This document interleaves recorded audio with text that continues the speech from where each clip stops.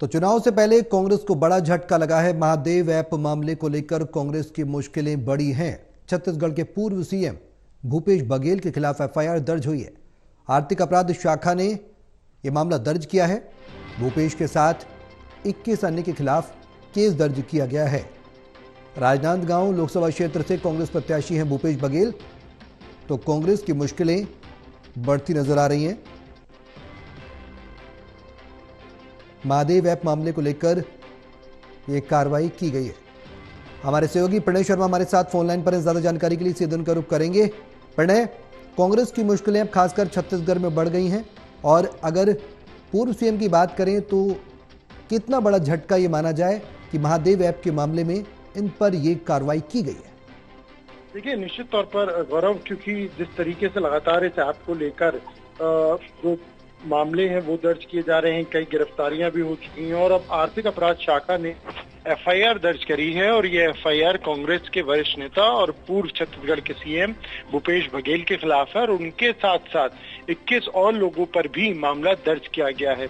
ये मामला जो है वो अब गंभीर इसलिए भी हो जाता है क्योंकि भूपेश बघेल इस वक्त कांग्रेस के उम्मीदवार भी हैं लोकसभा चुनाव में। छत्तीसगढ़ में लोकसभा चुनाव लड़ रहे हैं और वो राजनांदगांव लोकसभा सीट से वो पार्टी के उम्मीदवार भी हैं। ऐसे में अगर आगे की कानूनी कार्रवाई होती है तो ये देखना होगा कि क्या वो चुनाव लड़ पाएंगे या नहीं।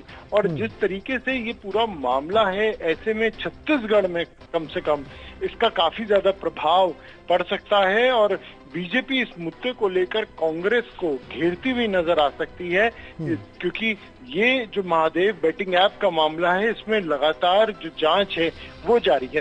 जी, आपने जो 21 और नामों का जिक्र किया जा रहा है वो क्या पता लग पाया है? किन किन और कांग्रेस नेताओं के नाम इसमें शामिल हैं या फिर वो पॉलिटिकल पार्टी से ही संबंधित हैं, कांग्रेस से ही संबंधित हैं या फिर सहयोगी दलों से संबंधित हैं? नहीं, देखिए, वो इसमें जो सबसे बड़ा नाम सामने आया है वो पूर्व सीएम भूपेश बघेल का है।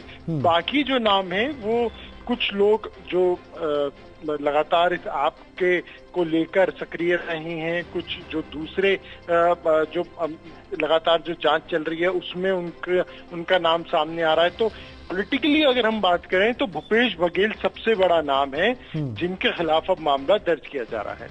तो निश्चित तौर पर प्रणय ये माना जाए कि कांग्रेस की मुश्किलें आने वाले समय में और बढ़ सकती हैं। अगर कार्रवाई सख्त होती है तो जाहिर सी बात है, उसमें कोई दो राय नहीं है। और खास तौर से जब लोकसभा चुनाव इतने नजदीक हैं और ऐसे में इतना बड़ा मुद्दा जहां पर आपके प्रदेश के पूर्व सीएम के ऊपर ही एफआईआर दर्ज हो रही है, तो इस पूरे मुद्दे को बीजेपी किसी भी हाल में छोड़ने वाली नहीं है।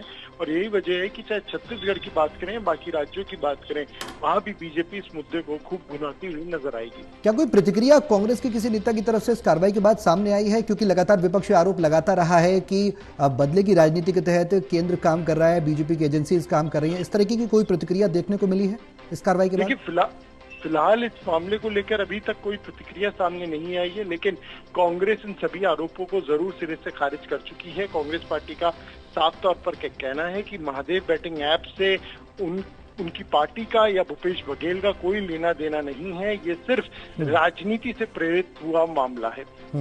चलिए, बहुत शुक्रिया बने तमाम जानकारी साझा करने के लिए। तो ऐसे में कांग्रेस की मुश्किलें बढ़ती हुई नजर आ रही। राजनांदगांव लोकसभा क्षेत्र से कांग्रेस प्रत्याशी हैं भूपेश बघेल और उन पर ये कार्रवाई की गई है और सवाल यह है कि उनके साथ अन्य 21 लोगों को भी नामजद किया गया है और कांग्रेस की मुश्किलें बढ़ सकती हैं। एफआईआर दर्ज हुई है उनके खिलाफ और आर्थिक अपराध शाखा ने ये केस दर्ज किया है।